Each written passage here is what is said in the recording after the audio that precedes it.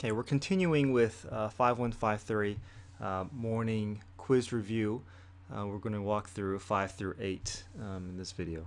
So it says for each problem find f inverse, the derivative of f inverse evaluated at a. All right, so these are problems here that we're going to find the derivative of the inverse function evaluated at a point. And I like to use this chart to kind of help navigate through this problem. So I have two functions here, f and g. F and g are inverses of each other, and I'll just, instead of using f inverse, I'll use g to represent f inverse. And the property, with the order pairs, if a function and its inverse are truly function and its inverse, they're going to have corresponding points. So g of a is equal to b means that f of b is equal to a. Right? They're always going to have these corresponding points that are opposites of each other. Okay, so that's the relationship between a function and its inverse in regards to ordered pairs. Now, at their corresponding points, that means f of b and g of a.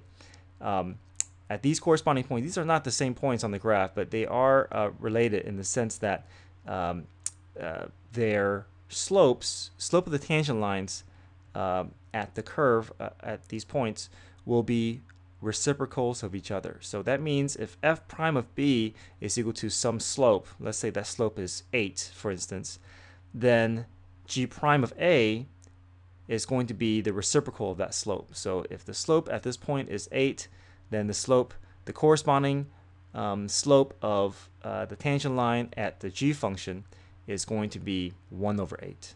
So that's the relationship there. So we can step through this problem here. It says f of x is equal to 2x to the 7th plus 2x plus 4. Find g prime of 8. Instead of using f inverse derivative a, I'm going to use g prime.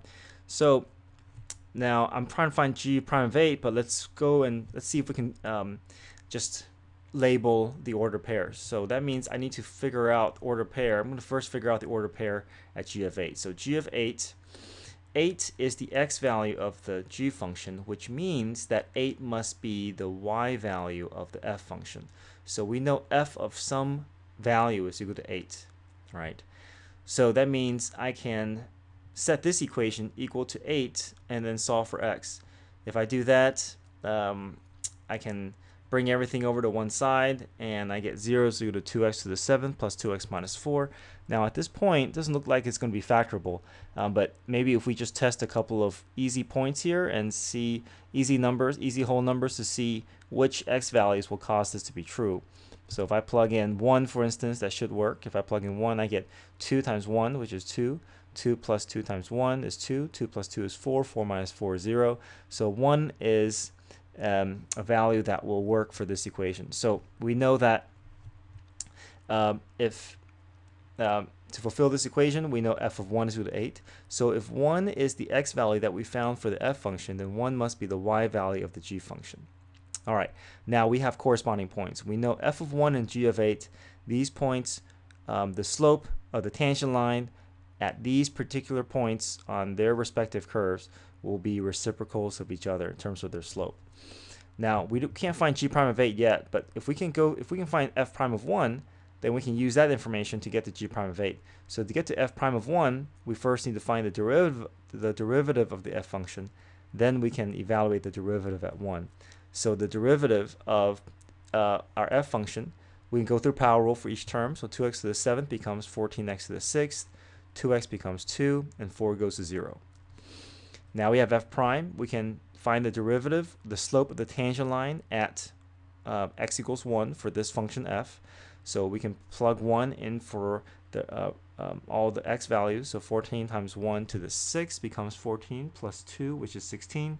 So we know the slope of the tangent line for the f curve is 16, which means that the slope of the tangent line for the g function at 8, at the corresponding point 8, must be the reciprocal. So the reciprocal of 16 is 1 over 16th. So that's g prime of 8. Okay, same idea with number 6. We're given f of x. We want to find the f inverse at 2. So go through the same steps. I want to find g prime of 2, but first let's see if we can find g of 2. So to find g of 2, that means if 2 is the x value for the g function, then 2 must be the y value of the f function. So if 2 is the y value of the f function, we can use that to kind of figure out what the x value is. So set the f function equal to 2, subtract 2, and then we're down to this, right? What x value will cause this to be true? Well, looks like 1 is not going to work, negative 1 is not going to work, but what about 0? If we plug in 0 in for x, we get 0 plus 0 equals 0. So we know we found an x value that will make this order pair true. So if 0 is the x value for the f function, then 0 must be the y value of the g function. So here we see the corresponding point for g is 2, 0, for f is 0, 2. Now at their corresponding points, they're also going to have a relationship with slope. So I'm going to first find f prime of 0. If I can find f prime of 0, I can get the g prime of 2. F prime of 0, we first need to find the derivative for f of x. So 4x cubed becomes 12x squared, 3x goes to 3, 2 goes to 0.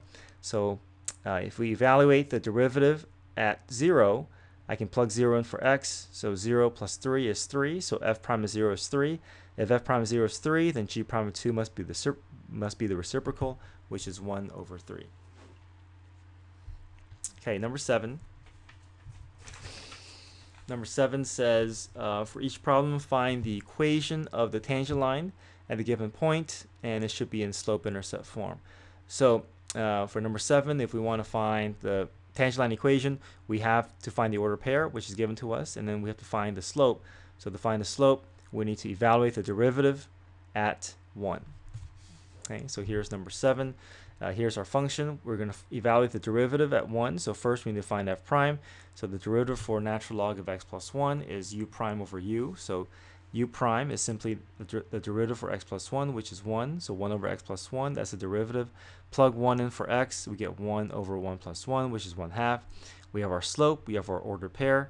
Plug in 2-point slope. So y minus y sub 1 is equal to m times x minus x sub 1. So y minus natural log of 2 is equal to 1/2 x minus 1. Okay, number 8 says find the domain and range for natural log of 2x minus 6 minus 5.